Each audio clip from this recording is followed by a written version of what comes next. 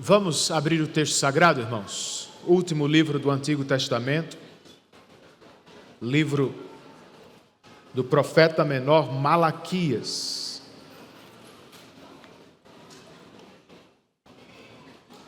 Nós estamos no capítulo de número 2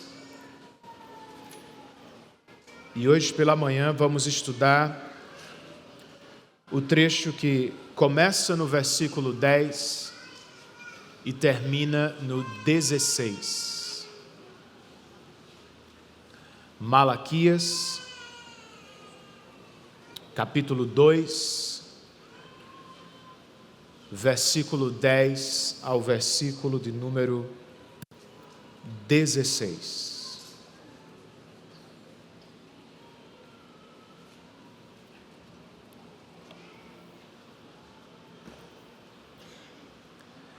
Para as sociedades tradicionais do passado, explica o pastor Tim Keller, a família era o valor supremo da vida. E como consequência, o casamento constituía uma simples transação que contribuía para os interesses das famílias envolvidas.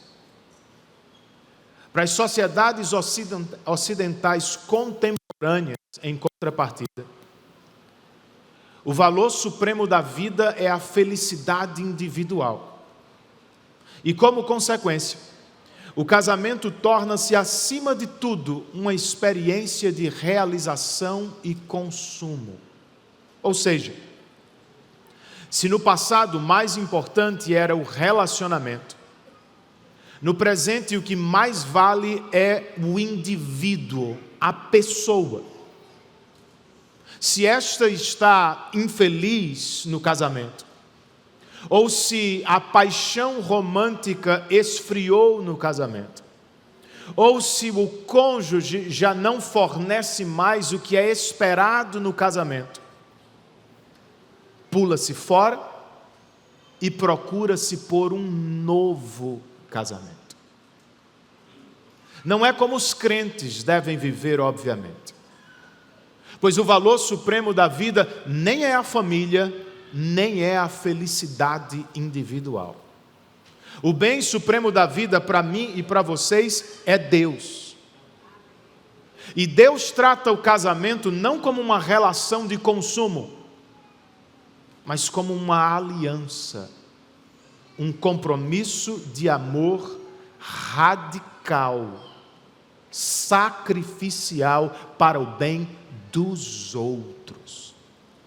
Por essa razão, gente, quer estejamos mais ou menos apaixonados hoje, quer estejamos vivendo os melhores ou os piores dias no casamento, o Deus da aliança espera que sejamos fiéis. É a voz do Espírito, para mim e para você, nesta porção que vamos considerar. Para começar, eu quero ler com vocês o verso 15 e a parte B. A parte que começa com um portanto. Malaquias capítulo 2, versículo 15, parte B. O texto inspirado nos diz: portanto, tenham cuidado para que ninguém seja infiel para com a mulher da sua mocidade. Vamos orar? Senhor, nós fazemos da petição do salmista a nossa nesta manhã. Que os teus estatutos sejam os nossos melhores conselheiros. Sim, Senhor. Que as vozes deste mundo não nos influenciem, mas que em vez disso sejamos moldados, formados, transformados pela voz do Teu Espírito, que nos fala no texto inspirado. É o que nós te pedimos em nome de Jesus e para a glória dele. Amém.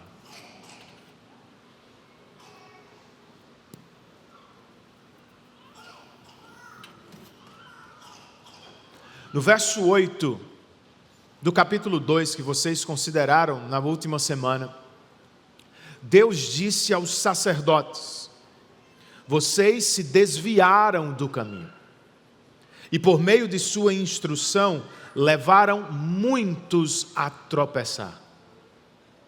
É o que sempre acontece. Quando o ministério da palavra é negligenciado, o povo de Deus perde visão e força e acaba tropeçando no pecado. No caso do nosso texto, como fruto da infidelidade dos sacerdotes no ensino da Bíblia, os israelitas tornaram-se eles mesmos infiéis em seus casamentos. Claro, não é o que Deus espera de seu povo. Em termos positivos, a mensagem deste parágrafo é a seguinte: povo da aliança, seja fiel a Deus, também no casamento. Povo da aliança, seja fiel a Deus, também no casamento. Mas o que significa? Bem, em primeiro lugar, para quem ainda não casou, significa casar-se com um crente. No verso de número 10, nós lemos o seguinte: não temos nós todos o mesmo Pai? Não nos criou o mesmo Deus? Por que então seremos desleais uns para com os outros, profanando a aliança de nossos pais?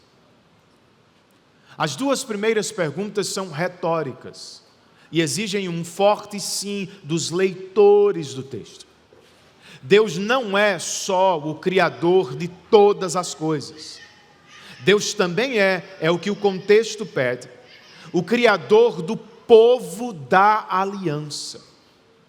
Ele formou e se apresentou a Israel como seu pai espiritual. Daí a pergunta lógica de Malaquias: por que então seremos desleais uns para com os outros, profanando a aliança dos nossos pais? Se temos um mesmo Deus e Pai, se somos todos irmãos na fé, por que seremos infiéis nos nossos relacionamentos? Marido e mulher, pais e filhos, amigo e amigo, empregador e empregado. Ser infiel para com o povo de Deus, diz o texto bíblico, é profanar a aliança dos nossos pais, isto é desconsiderar o que Deus fez com os patriarcas quando os tomou para si e fez seu povo particular.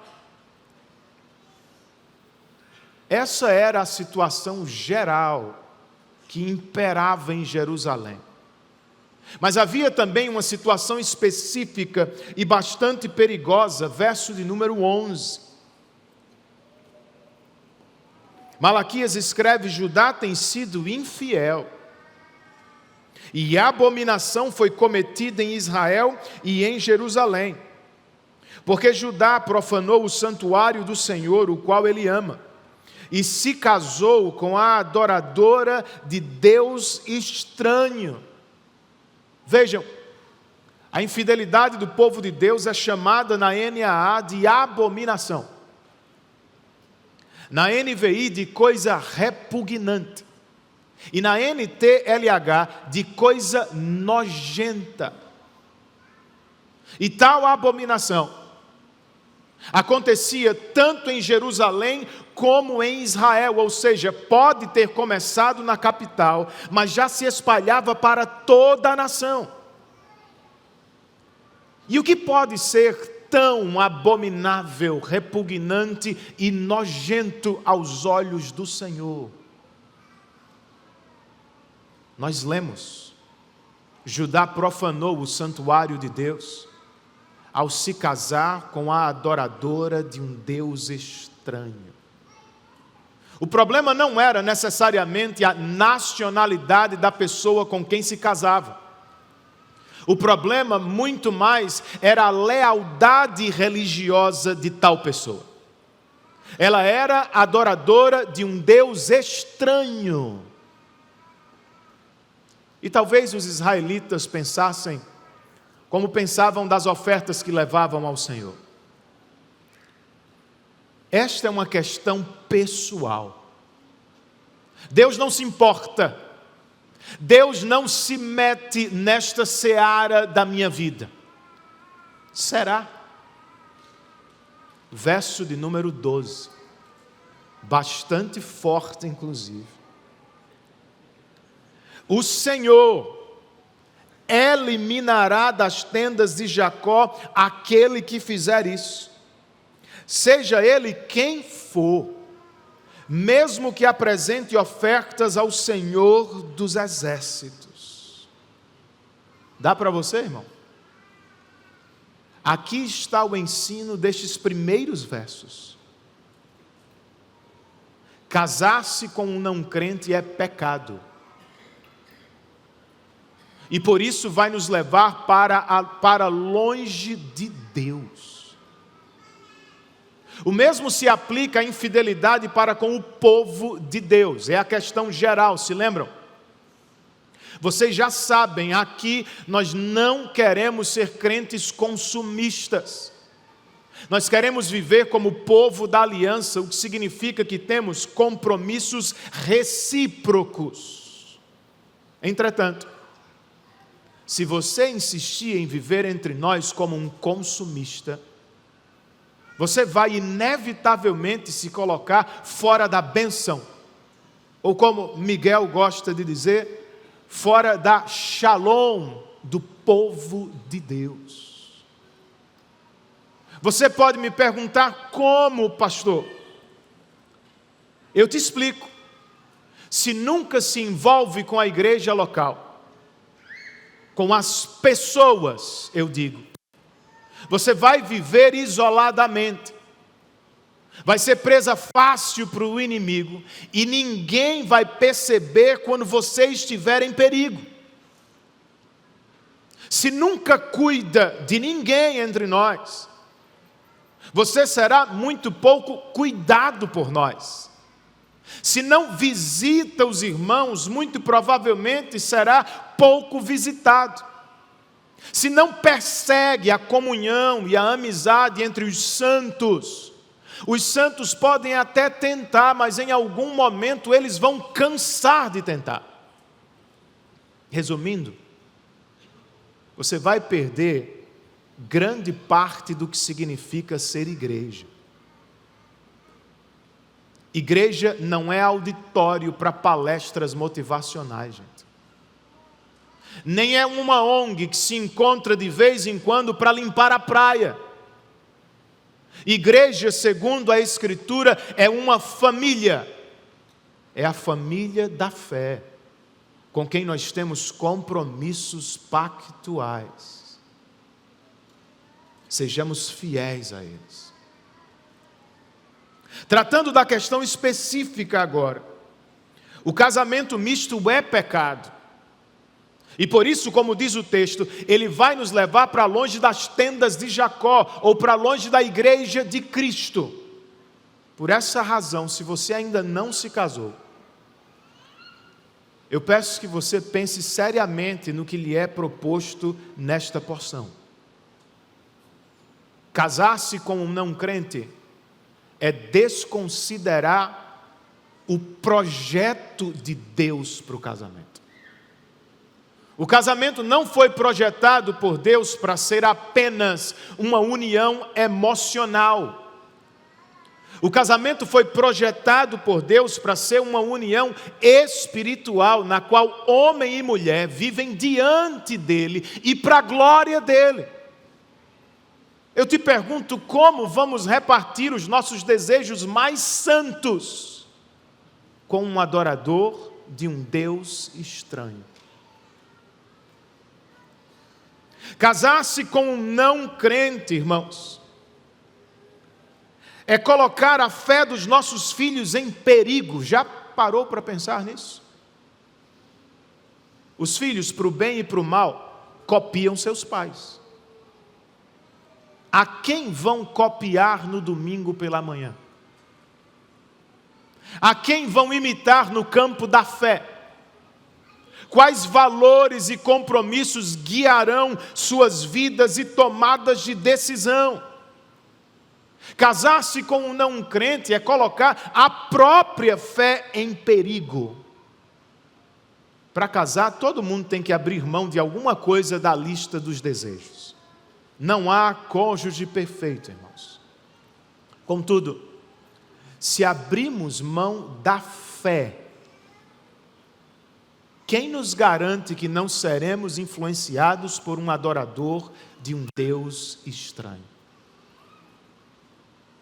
Foi por isso que, ao fim da vida, Josué disse aos hebreus que conquistavam a terra prometida: se vocês se desviarem dele e se apegarem ao que resta destas nações que ainda se encontram entre vocês, e se unirem com elas por meio do casamento, e se misturarem com elas e elas com vocês, saibam com certeza que Deus, o seu Deus, não expulsará mais essas nações de diante de vocês. Pelo contrário, elas serão um laço e uma rede para vocês. Esse é o grande perigo do casamento misto. Se resolver lançar sua rede para além do povo de Deus, você pode terminar preso no laço e na rede de um Deus falso e estranho. Pastor, então o que é que eu faço? Sabe a lista dos desejos? Sabe a fé? É a única coisa que não pode ser desconsiderada nesta decisão. A beleza física, os interesses pessoais, os hobbies de cada um, o time de futebol e um monte de outras coisas são secundárias, jovem.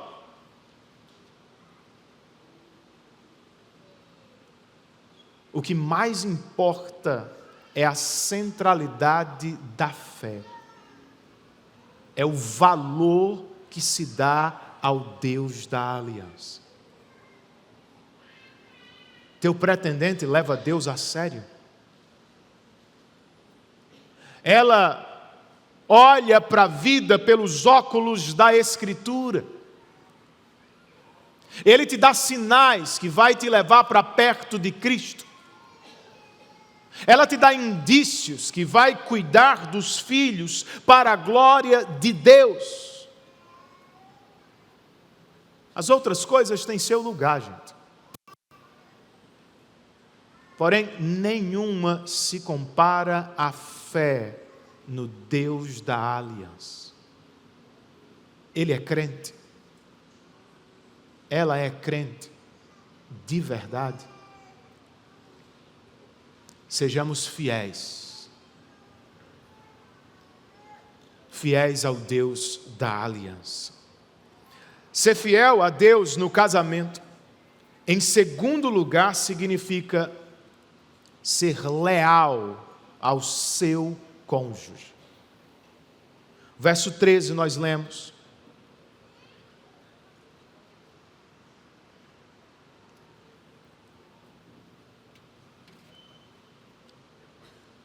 há outra coisa que vocês fazem. Vocês cobrem de lágrimas o altar do Senhor com choro e gemidos, porque Ele já não olha para a oferta, nem a aceita com prazer. Eis a questão. Os israelitas eram desleais uns para com os outros. Os israelitas se casavam com adoradoras de deuses estranhos. Mesmo assim, eles não deixavam de adorar. Ninguém perdia um sábado. E o culto deles era regado a muitas lágrimas. Se estivesse presente, talvez você fosse tentado a dizer: que culto lindo, que culto piedoso. Não, irmãos. Não são lágrimas de alegria. Os israelitas choram porque Deus não aceita mais suas ofertas. Os israelitas choram porque a sensação é que Deus já não está mais presente no culto. O que acontecia? Verso 14. E vocês perguntam, por quê? E a resposta é porque o Senhor foi testemunha da aliança entre você e a mulher da sua mocidade, a quem você foi infiel, sendo ela sua companheira e a mulher da sua aliança. O desprazer de Deus tem nome: infidelidade conjugal. O israelita estava sendo infiel para com a sua irmã, pois sua esposa era filha do mesmo Deus. O israelita estava sendo infiel para com sua companheira, a mulher com quem ele tinha que dividir a vida.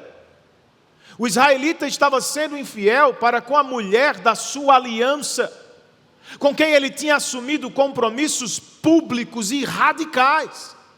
E o pior de tudo, o israelita estava sendo infiel para com Deus. Deus que foi testemunha da aliança que ele assumiu com sua esposa. Eis a essência do casamento à luz da Bíblia, irmãos. Quando Deus se coloca como testemunha de um casamento,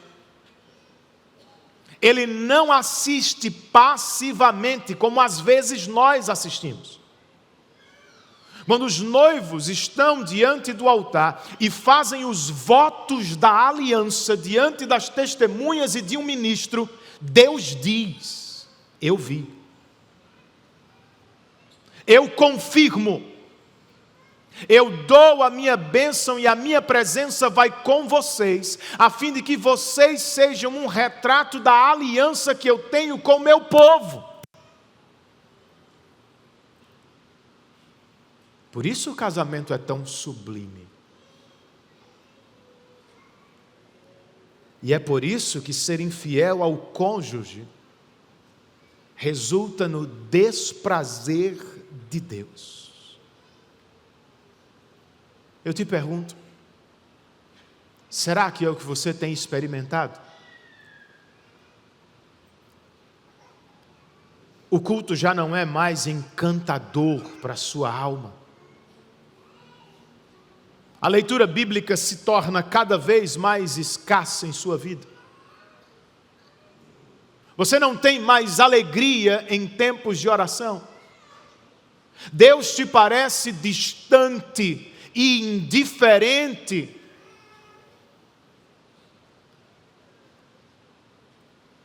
Não só olhe para a sua igreja, procurando o que falta nela. Nem olhe para o seu Deus como se ele fosse o culpado. Tenha coragem. Olhe para si. Pois talvez Deus esteja nos dizendo nesta manhã: eu não vou aceitar o culto de vocês, até que vocês resolvam se consertar diante de mim. Vejam, há uma relação direta entre a nossa vida e o nosso culto. Não são coisas separadas. Deus não governa aqui aos domingos e não governa na nossa vida de segunda a sábado, não, irmãos. Deus governa e quer ser adorado em cada centímetro da nossa vida.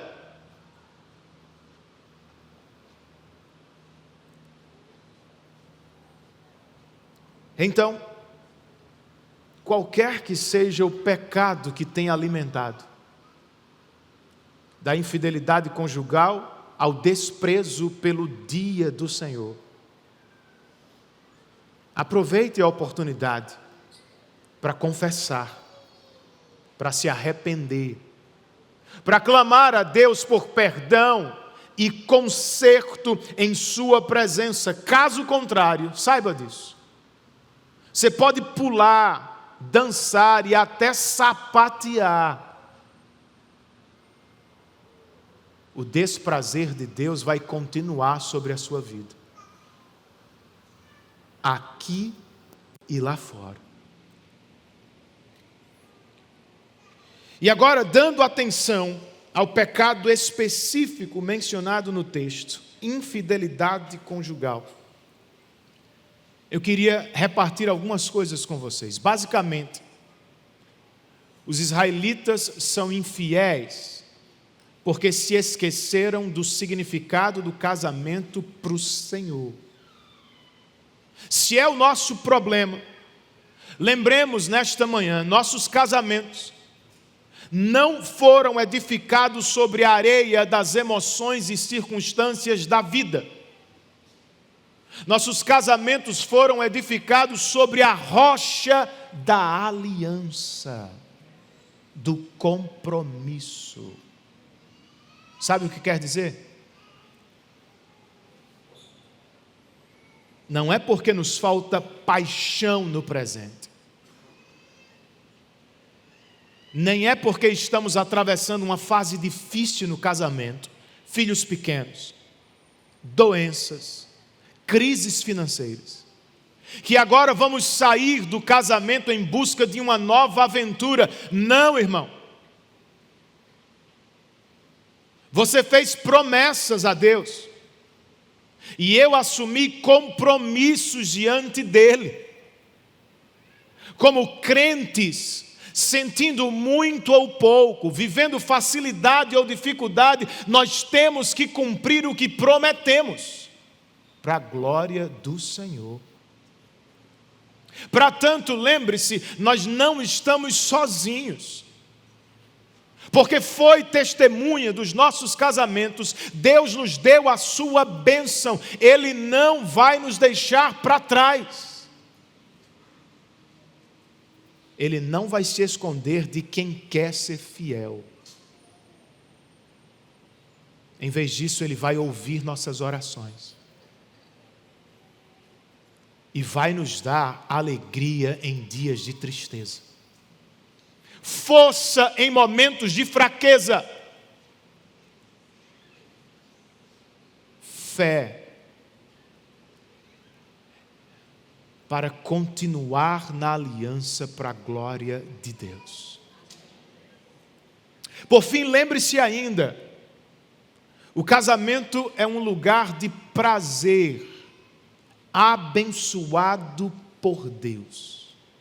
Provérbios 5 ensina: seja bendito o seu manancial, e alegre-se com a mulher da sua mocidade, corça amorosa e gazela graciosa. Que os seios dela saciem você em todo o tempo. Embriague-se sempre em suas carícias. Meu filho, por que você andaria cego atrás de uma estranha e abraçaria os seios de outra? Por mais impróprio que soe aos ouvidos de alguns, o prazer no casamento não é impróprio aos olhos de Deus. E como tal, ele funciona como uma proteção contra a infidelidade conjugal. Não fosse assim, Paulo não teria dito aos coríntios: não se privem um ao outro, a não ser talvez por mútuo consentimento, e isto por algum tempo, para se dedicarem à oração. Depois retomem a vida conjugal, para que Satanás não tente vocês por não terem domínio próprio. Sejamos fiéis, irmãos, fiéis a Deus no casamento que Ele nos deu. Ser fiel a Deus significa casar-se com um crente, significa ser leal ao seu cônjuge. E para terminar, ser fiel a Deus aqui significa buscar uma descendência piedosa. no verso 15, parte A, nós lemos o seguinte: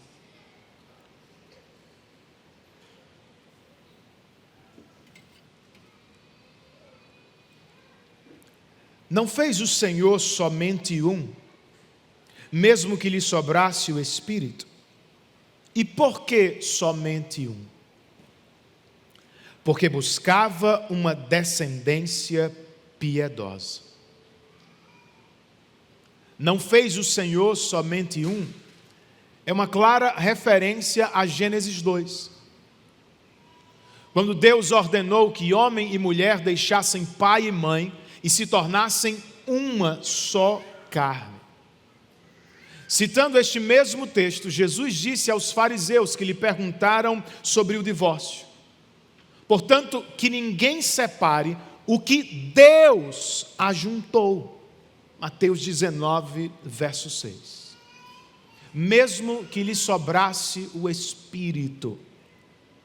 É uma frase difícil de se traduzir do hebraico e por isso há muitas variações.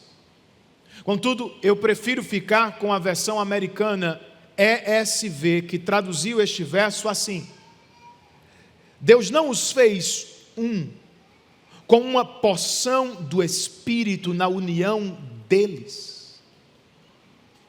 Faz muito sentido dentro do contexto, porque Malaquias está nos ensinando sobre a essência de um casamento. Casamento não é só uma união física ou material, é uma união espiritual e ela conta com uma porção dada pelo Espírito de Deus. Certo, mas com que propósito? Malaquias pergunta: e por que somente um? E ele mesmo responde sob inspiração do Espírito: porque buscava uma descendência piedosa. No âmago do casamento encontra-se o sublime bem de Deus para o seu povo. O que Deus mais quer para você e para mim não é conforto, lazer, saúde física e segurança. É a santificação. Marido e mulher, Efésios 5 nos ensina, são santificados no casamento. Marido e mulher, Malaquias capítulo 2, devem lutar pela santificação de seus descendentes. E o pastor John Piper, em O Casamento Temporário, explica: a ideia original nunca foi apenas encher a terra com filhos. Não crentes podem fazer isso também.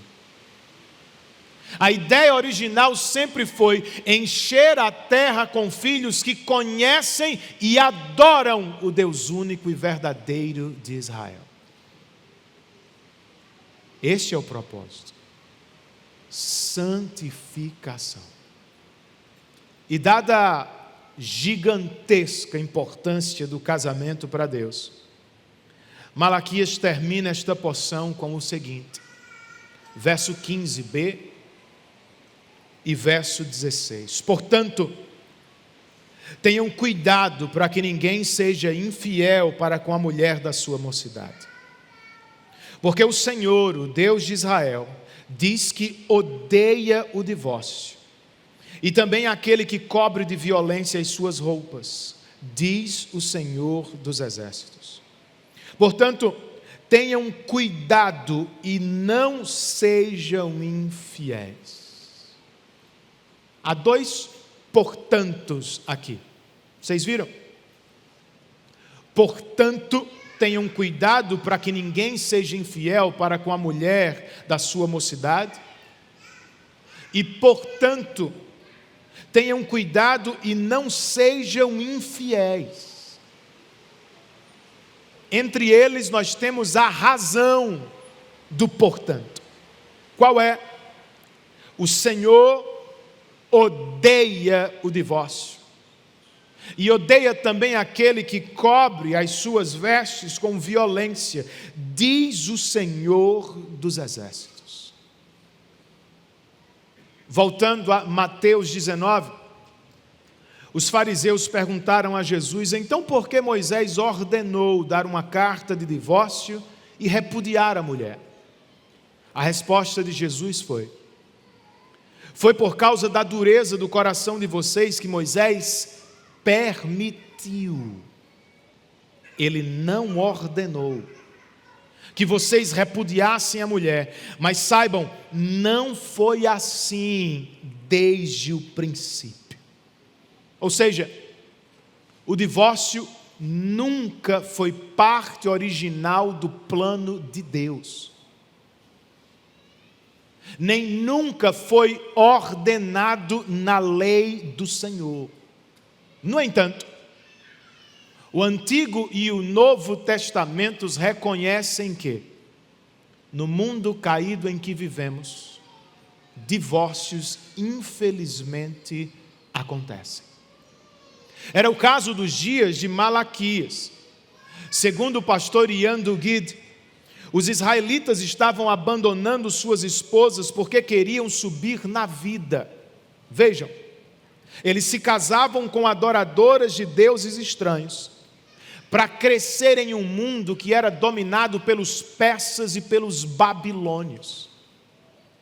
Em contrapartida, abandonavam suas esposas, que no melhor dos cenários voltavam para a casa dos pais humilhadas, e no pior tornavam-se pobres, tão pobres que eram obrigadas a mendigar nas ruas de Israel.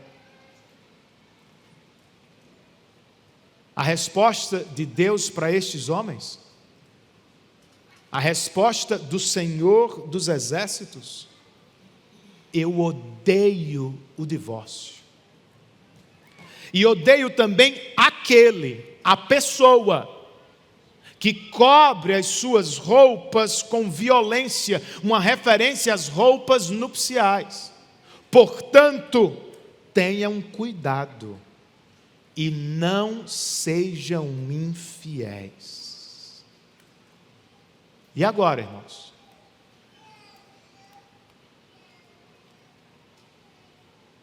Embora o assunto seja delicado e altamente impopular, nós não podemos saltar o texto bíblico. É uma das bênçãos da pregação expositiva, como nós temos em nossa igreja. Eu não só prego o que eu quero, nós não só ouvimos o que é mais agradável, nós pregamos e ouvimos todo o conselho de Deus. Não tem como fugir. Então, o que fazemos com uma passagem dessas, Renan? Como todas as outras, nós a recebemos de todo o coração. E depois saímos daqui para batalhar. Batalhar pelo quê? Vocês viram. Pela piedade das nossas famílias. Irmão querido, lute por seu casamento, ouvindo os conselhos que brotam da palavra de Deus. Em dias de crise no casamento, nossa visão pode ficar embaçada pelo orgulho, pela ira, pelo egoísmo, pela dor. Então faz sentido, é sábio ouvir alguém de fora, não de fora do povo de Deus, pois estes conselhos seriam influenciados por uma visão mundana de casamento. Eu me refiro a ouvir crentes mais experientes, crentes mais sábios, crentes corajosos que vão nos apontar não só os pecados do cônjuge, mas principalmente os nossos pecados. Se olhássemos mais para os nossos pecados, e muito menos para os pecados do cônjuge, nós teríamos casamentos mais fortes e felizes. Irmã querida, lute por seu casamento pensando no bem espiritual dos seus filhos. Lá fora o que mais ouvimos é: você precisa se amar primeiro. E este conselho em vários momentos significa: você precisa se divorciar, só então você será feliz e vai amar seus filhos. Não! Para amarmos nossos filhos, para amarmos qualquer pessoa, nós precisamos deixar de nos amar em primeiro lugar. Então, está cogitando a possibilidade do divórcio? Rejeite-a. Não decida por si mesmo. Não pense só em você. Pense nos filhos que Deus te confiou. Anos atrás eu ouvi de uma irmã que ela havia crescido em uma casa só com meninas. Ela e mais 3 irmãs. E seu pai era um alcoólatra. E vivia bêbado em frente de casa. Ela cresceu se perguntando: por que minha mãe nunca se divorciou do meu pai? Na vida adulta, já alcançada pelo Evangelho, ela criou coragem e perguntou para a mãe: mãe, por que você nunca se separou do meu pai? A mãe dela, que não é crente, respondeu assim: eu nunca me divorciei, embora tenha pensado 1000 vezes, por causa de vocês.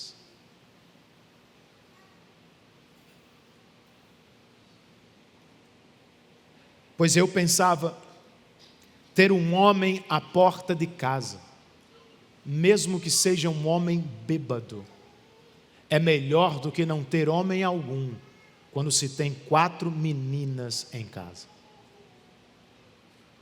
Se um não crente pode pensar assim, quanto mais devemos nós. Eu não estou defendendo a ideia de que você deve permanecer para sempre em um casamento terrível. O que eu estou defendendo é: você precisa lutar para que o seu casamento não seja terrível para sempre. Você tem responsabilidade nisso, irmão. Por um lado, sem romantismo. O casamento é um lugar de dificuldade. Foi projetado para ser assim. É um instrumento nas mãos de Deus para nos tornar santos.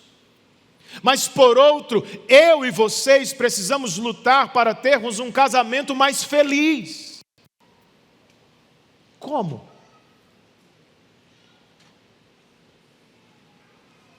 Em dado momento da caminhada para Jerusalém, ou quando estava começando a rumar para lá, Jesus disse aos seus discípulos: vocês realmente querem me seguir?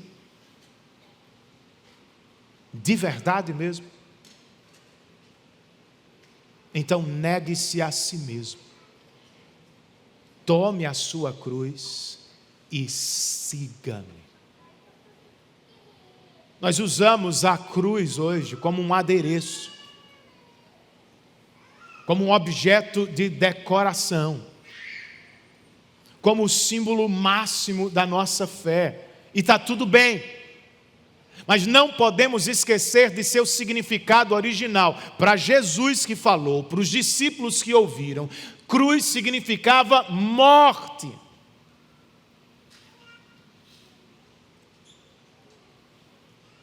A vida cristã, também no casamento, é um convite à vida abundante em Cristo, mas que passa pela morte dos nossos pecados.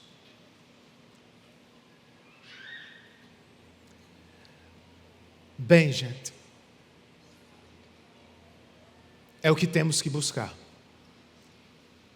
Entretanto, não é o que buscamos sempre. Em um mundo quebrado pelo pecado, casamentos que um dia começaram repletos de alegria, às vezes terminam com muita dor e sofrimento.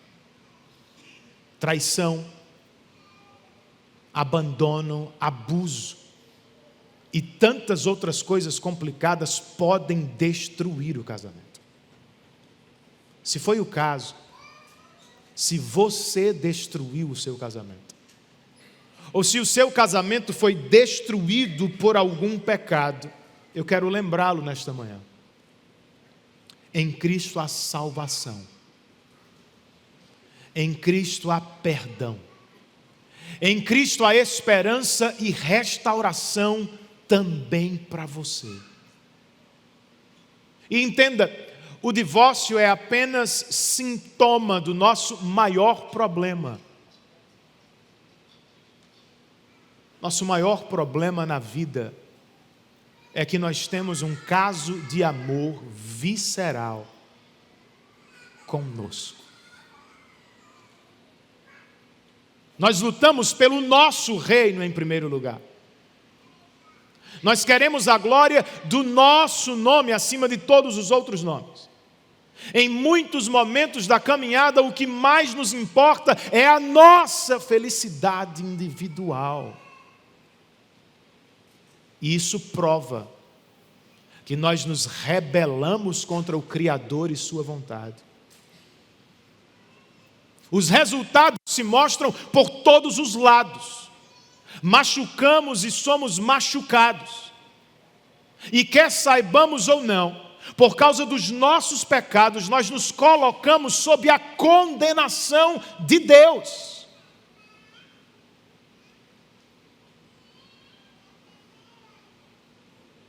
E o mais impressionante para mim, não é que pessoas, inclusive crentes, se divorciem em um mundo manchado pelo pecado. O mais impressionante para mim é que Cristo insista em se casar conosco, homens e mulheres pecadores. Jesus se encarnou para buscar a sua noiva. Ele morreu pendurado na cruz para salvar a sua noiva. E ele prometeu voltar um dia para tomar a sua noiva em casamento para sempre. Seja qual for a sua situação, tire os olhos de si mesmo nesta manhã e os detenha na cruz de Cristo. Ali o noivo traído morreu pela noiva traidora. O noivo rejeitado, com a própria vida, pagou pelo resgate da noiva que o rejeitou. O noivo santo, sem que tivesse pecado algum, cobriu as vergonhas da sua noiva com vestes limpas, puras e justas. Como não amaremos a Cristo? E como não buscaremos ser fiéis em nossos casamentos para a glória dele? No culto do nosso casamento, a parte mais importante daquele dia, nós todos fizemos votos. Éramos votos da aliança realizados diante das testemunhas do ministro e do próprio Deus. E aqueles votos não falavam só do presente, do amor romântico dos noivos. Falavam principalmente do futuro. Eram promessas de amor sacrificial para os dias mais difíceis da jornada. Eu disse naquele dia, e continuo dizendo hoje: Sabrina, eu prometo te amar na alegria e na tristeza, na saúde e na doença, na riqueza e na pobreza. Você também prometeu isso, irmão. Então, lembremos dos votos que nós fizemos diante de Deus. E lembremos muito mais da presença de Deus naquele dia. Ele não era mais um convidado. O culto não foi o detalhe daquela noite. Deus era o convidado de honra, o protagonista. E o culto foi o mais importante. Ele nos deu a sua bênção. E Ele prometeu estar conosco até o fim dos tempos. Contemos com a ajuda do Senhor nesta manhã.